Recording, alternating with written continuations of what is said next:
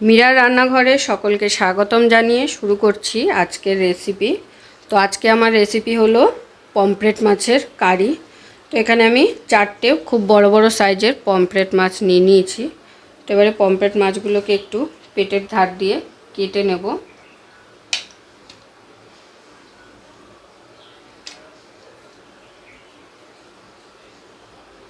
এইভাবে একটু কেটে দিলে মাছগুলোর ভালো করে তেল মশলাটা ঢোকে, তো সেই জন্য মাছগুলোকে এইভাবে একটু চিড়ে দিচ্ছি। তো পমফ্রেট মাছের কারি আজকের রেসিপি। তো সকলে দেখতে থাকুন, পুরো ভিডিওটা না দেখলে কিন্তু রেসিপিটা মিস করে যাবেন। তো সেই কারণে সকলকে বলবো যে পুরো ভিডিওটা দেখার জন্য।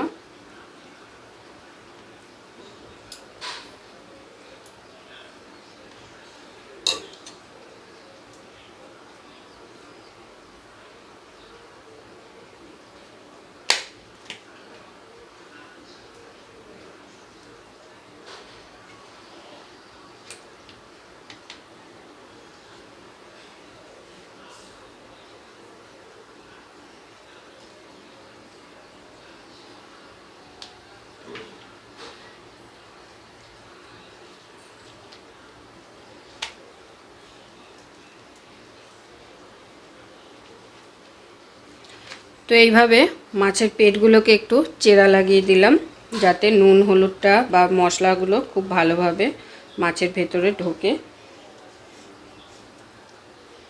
এবারে মাছটাকে ম্যারিনেশন করে নেব। তো ম্যারিনেশনের জন্য দিয়ে দিচ্ছি নুনটা একটু কমই দিচ্ছি, কারণ যেহেতু এটা সামুদ্রিক মাছ এমনি নোনতা হয়, তো সেই কারণে নুনের পরিমাণটা একটু কম দিলেও অসুবিধা নেই। আর দিয়ে দিচ্ছি 1 টিস্পুন হলুদ গুঁড়ো, আর দিয়ে দেবো সামান্য একটু সর্ষের তেল। আমি এর আগেও বলেছি মাছের যে কোনো রেসিপিতে একটু যদি সর্ষের তেল মাখিয়ে নেওয়া হয়, তাহলে যে নুন হলুদটা দিয়ে মাখা হয়, নুন হলুদটা খুব ভালোভাবে মাছের গায়ে মিশে যায়, মানে ম্যারিনেশনটা খুব ভালো হয়। তো সেই কারণেই একটু নুন হলুদের সাথে সর্ষের তেল দিয়ে মাছটাকে সবসময় মাখিয়ে নেবেন, তাতে করে আপনাদের ম্যারিনেশনটা খুব ভালো হবে। আর মাছগুলো এরকম ফাঁকা করে ভেতরেও একটু মাখিয়ে দিচ্ছি। তো মাছটা ম্যারিনেশন করা হয়ে গেল। এবারে মাছটাকে সাইডে রেখে দেব, আর কি মশলা লাগছে সেগুলো দেখে নিন। তাহলে দেখে নেওয়া যাক আমাদের এই রান্নাটা করতে কি মশলা লাগছে। তো প্রথমেই দেখিয়ে দিই, এখানে আছে রসুন বাটা 1 টিস্পুন, আদা বাটা 1 টিস্পুন, আর কাঁচা লঙ্কা বাটা 1 টিস্পুন। আর এখানে আমি 2টো টমেটো পিউরি করে নিয়েছি, আর 2টো পেঁয়াজও মিক্সিতে পেস্ট করে নিয়েছি। তো বাকি আর কি মশলা লাগছে সেটা জানতে হলে কিন্তু পুরো ভিডিওটা দেখতে হবে। পুরো ভিডিওটা না দেখলে মিস করবেন। এই রান্নাটা কিন্তু খুবই অসাধারণ হয়, আর খেতেও ততটাই লোভনীয় হয়। তো চলুন এবারে রান্নাটা শুরু করা যাক। প্রথমেই মাছটা ভেজে নেব। তো মাছটা ভেজে নেওয়ার জন্য আমি এখানে কড়াই বসিয়ে দিয়েছি। কড়াইতে এবার দিয়ে দিব সর্ষের তেল। মাছগুলো কিন্তু সর্ষের তেলেই রান্নাটা করব আজকে। তাহলে চলুন এবারে মাছগুলো ভেজে নেওয়া যাক। প্রথমে তাহলে মাছগুলোকে একটা একটা করে ভেজে নেব, যেহেতু মাছগুলো আমার অনেকটাই বড়, তো ওই জন্য সিঙ্গেল পিস করেই ভেজে নেব। তো ওই পিঠটা ভেজে নেওয়া হয়ে গেছে, এবারে উল্টে দেব।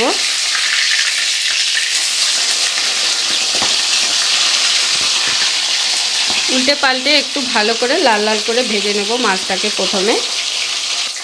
তো দেখুন মাছটা এপিট ওপিট করে 2 পিঠ খুব ভালোভাবে লাল লাল করে ভেজে নিয়েছি। এবারে মাছটাকে তুলে নেব। এই একইভাবে সমস্ত মাছগুলোকে আমি ভেজে নিচ্ছি প্রথমে।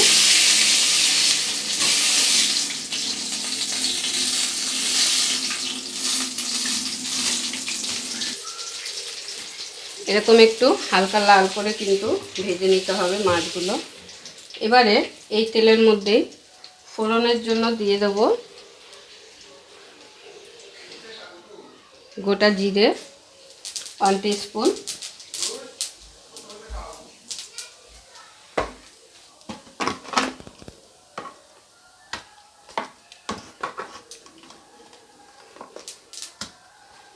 আর দিয়ে দিচ্ছি সঙ্গে দুটো শুকনো লঙ্কা। এবারে ফোড়নটাকে একটু নেড়েচেড়ে নিয়ে ফোড়নটা থেকে যখন সুন্দর ফ্লেভার বেরাবে তখন এর মধ্যে দিয়ে দিতে হবে পেঁয়াজ বাটা।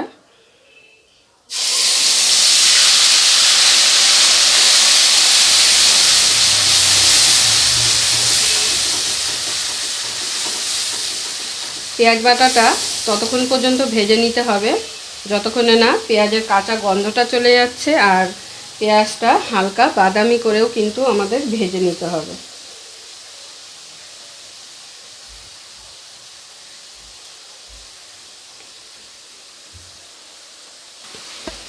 তো দেখুন পেঁয়াজটাকে 3 থেকে 4 মিনিট খুব ভালোভাবে ভেজে নিয়েছি, পেঁয়াজটা হালকা বাদামি কালার হওয়া পর্যন্ত।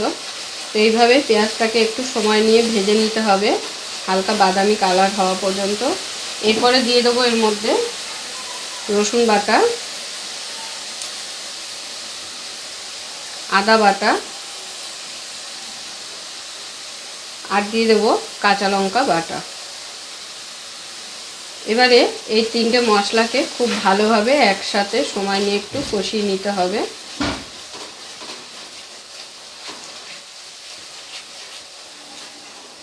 আগেই বলেছি রান্না শুরু হওয়ার আগে যে পুরো রান্নাটা না দেখলে কিন্তু বুঝতে পারবেন না যে এই পমফ্রেট কারিতে কী কী মশলা দেওয়া হচ্ছে আর কখন কোন মশলাটা দিলে এই রান্নার স্বাদটা দ্বিগুণ হবে। তো 3টে মশলাকে খুব ভালোভাবে একসাথে একটু সময় নিয়ে আবার কষিয়ে নিতে হবে। তো 3টে মশলাকে আমি আবারও 3 থেকে 4 মিনিট খুব ভালোভাবে কষিয়ে নিয়েছি। এরপরে এখানে কিছু গুঁড়ো মশলা অ্যাড করব। প্রথমে দিয়ে দিচ্ছি 1 টিস্পুন জিরে গুঁড়ো, ধনে গুঁড়ো, আর দিয়ে দিচ্ছি কালারের জন্য একটু কাশ্মীরি লঙ্কা গুঁড়ো।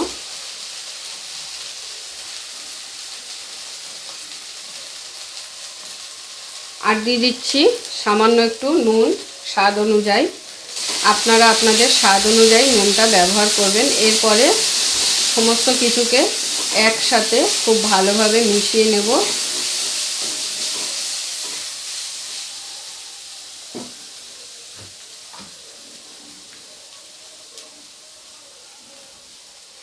দিয়ে দিচ্ছি 1 টিস্পুন হলুদ,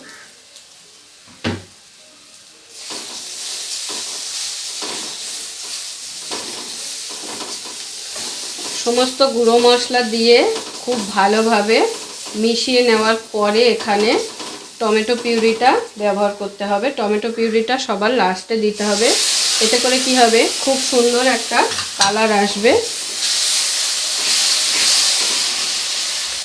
2 থেকে 3 মিনিট টমেটোটা দেওয়ার পরে খুব ভালো করে কষিয়ে নিয়েছি।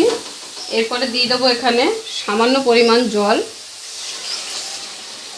এই জলটা দিয়ে মশলাটাকে আবারও খুব ভালো করে একটু কষিয়ে নিতে হবে। মশলা যত কষাবেন রান্নার স্বাদ কিন্তু ততই দ্বিগুণ হবে। তো মশলাটাকে এই জলটা দেওয়ার পরে খুব ভালোভাবে মশলাটাকে একটু 2 থেকে 3 মিনিট ফুটিয়ে নেব।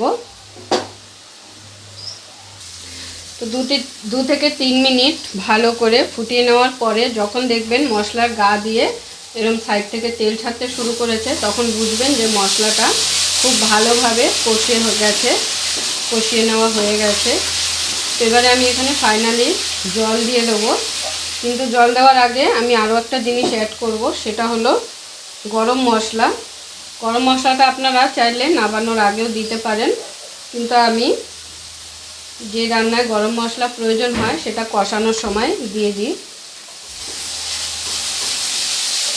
তো গরম মশলাটা দিয়ে আবার একবার ভালো করে একটু নেড়ে চেড়ে নেব।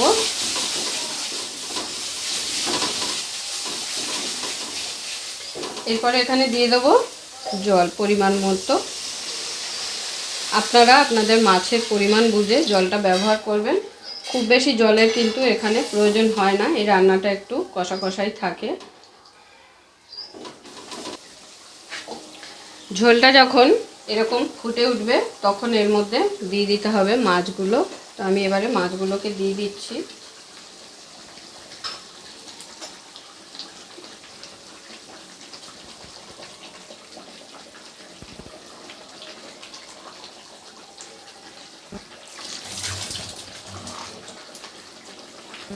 মাছগুলো দিয়ে হালকা করে একটু নেড়ে দেব।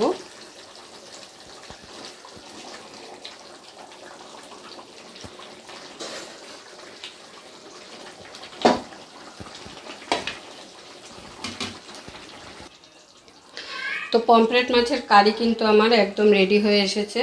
নামানোর আগে দিয়ে দিচ্ছি গার্নিশের জন্য 4টে কাঁচা লঙ্কা। আর মাঝখানে কিন্তু নুনটা অবশ্যই চেক করে নেবেন, আপনারা আপনাদের পরিমাণ বুঝে নুনটা ব্যবহার করবেন। তো পমফ্রেট মাছের কারি আমার একদম রেডি।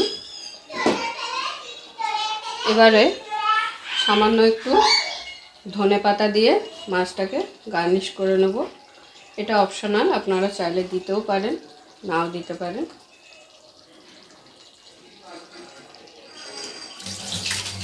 এবারে গরম গরম প্লেটে বেড়ে নেব মাছটা।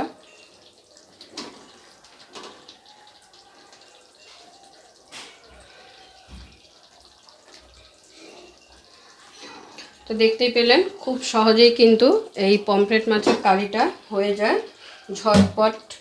তো যারা এখনো পর্যন্ত এইভাবে রেসিপিটা ট্রাই করেননি তাদের বলবো অবশ্যই একবার রেসিপিটা এরকমভাবে ট্রাই করতে।